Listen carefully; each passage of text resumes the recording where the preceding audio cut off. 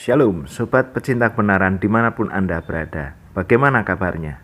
Saya percaya Anda semua dalam keadaan baik oleh karena berkat Tuhan. Banyak orang dari zaman dahulu, dari waktu ke waktu ingin mendapatkan hidup yang kekal.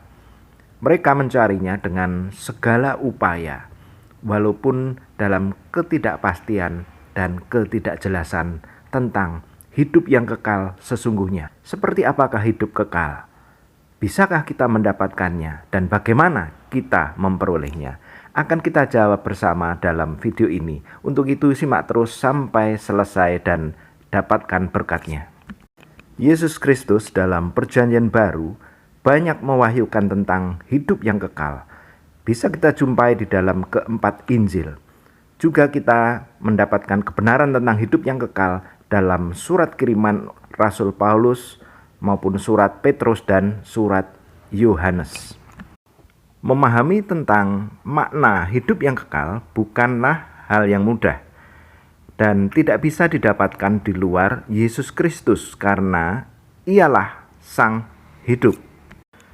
Bahkan di kalangan orang-orang beragama sekalipun ada anggapan dasar yang salah tentang hidup yang kekal.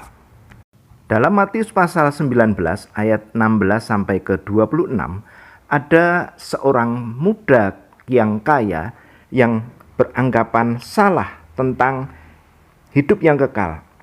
Dianggapnya ia bisa memperoleh hidup yang kekal dengan perbuatan yang baik dan kehidupan yang saleh. Dan Tuhan Yesus meluruskan orang muda itu yang sudah menuruti segala perintah Allah dan melakukan perbuatan baik. Semua itu tidak ada artinya tanpa orang muda itu mau mengikut dia. Rupanya orang muda itu belum memahami bahwa hanya mereka yang mendengar perkataan Tuhan Yesus dan percaya kepada Bapa yang mengutus dia, merekalah yang memiliki hidup yang kekal dan tidak akan dihukum. Yohanes 5 ayat ke-24. Anggapan salah yang kedua adalah mendapatkan hidup yang kekal hanya dengan mereka tekun menyelidiki kitab suci. Yohanes pasal 5 ayat ke-39 dan ke-40. Tuhan Yesus berkata bahwa orang Yahudi itu menyangka bahwa mereka memiliki hidup yang kekal. Tetapi kitab suci sudah memberikan kesaksian tentang Yesus. Dan untuk itu mereka harus datang kepadanya, percaya kepadanya untuk memperoleh hidup yang kekal. Jadi hidup yang kekal jelasnya adalah mereka yang sudah pindah dari dalam maut ke dalam hidup. Dan itu diperoleh mereka yang mendengarkan perkataan Yesus dan percaya kepada Bapa yang mengutus dia.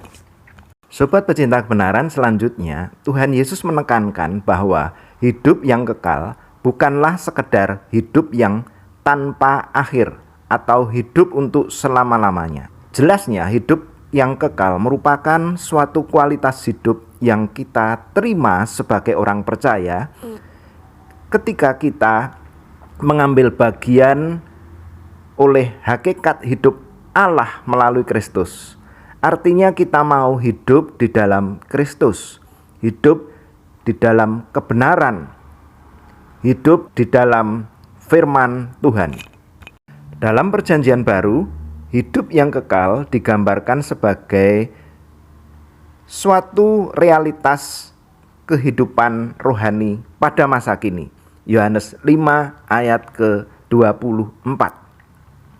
Pernyataan ini sekaligus meluruskan pengertian bahwa hidup kekal itu dimulai nanti ketika kita sudah di surga. Ternyata hidup yang kekal sudah kita terima dan dimulai ketika kita percaya kepada Yesus Kristus. Karena saat itulah kita sudah pindah dari dalam maut ke dalam hidup. Hidup yang kekal itu merupakan sebuah realitas bagi orang Kristen yang sejati.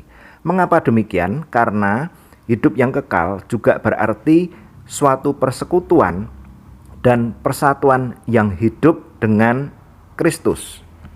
1 Yohanes pasal 5 ayat ke-12. Barang siapa memiliki anak, ia memiliki hidup.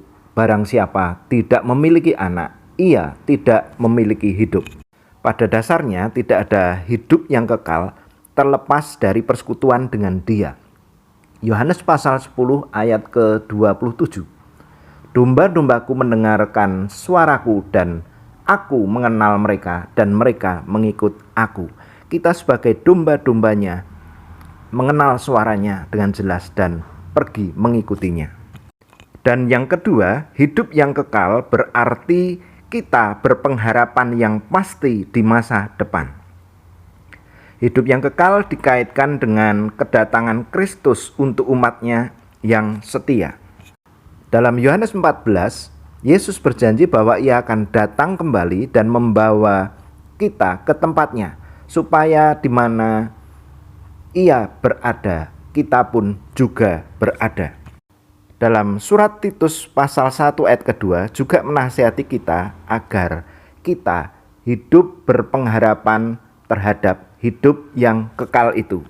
Dalam Roma pasal 8 ayat 12 sampai 17, kita sebagai anak-anak Allah memiliki hidup yang kekal. Bahkan ini merupakan pengharapan yang pasti jikalau kita hidup dipimpin oleh Roh Kudus. Sobat pecinta kebenaran, saya bersyukur bahwa kita mendapatkan konfirmasi definisi yang jelas tentang hidup yang kekal melalui Injil Yohanes pasal 17 ayat yang ketiga. Inilah hidup yang kekal itu, yaitu bahwa mereka mengenal Engkau, satu-satunya Allah yang benar, dan mengenal Yesus Kristus yang telah Engkau utus. Mengenal Dia berarti memiliki hubungan yang pribadi dengan Dia. Dan dalam arti Alkitabiah, sekali lagi kita ingatkan Yohanes 10 ayat 14. Akulah gembala yang baik dan aku mengenal domba-dombaku dan domba-dombaku mengenal aku. Jadi ada sebuah relasi pribadi yang tidak terpisahkan antara kita sebagai domba dan Ia sebagai gembala. Inilah pemahaman tentang kita mengenal Dia. Sebagai perbandingan, orang-orang Yahudi sekalipun mereka banyak menyelidiki kitab suci, kitab para nabi, mereka mengetahui bahkan janji-janji Tuhan tentang Mesias mengenai Dia, tetapi mereka tidak mempercayainya sehingga orang-orang Yahudi tidak mengenal Dia sebagai Mesias dan mereka tidak memiliki hidup yang kekal.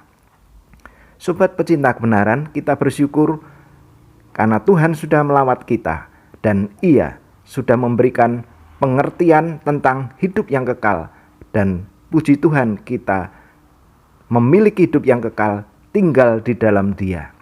Untuk itu kita bersyukur bahwa Tuhan mengasihi kita semua melalui video ini. Kita berjumpa pada video-video mendatang. Tuhan memberkati.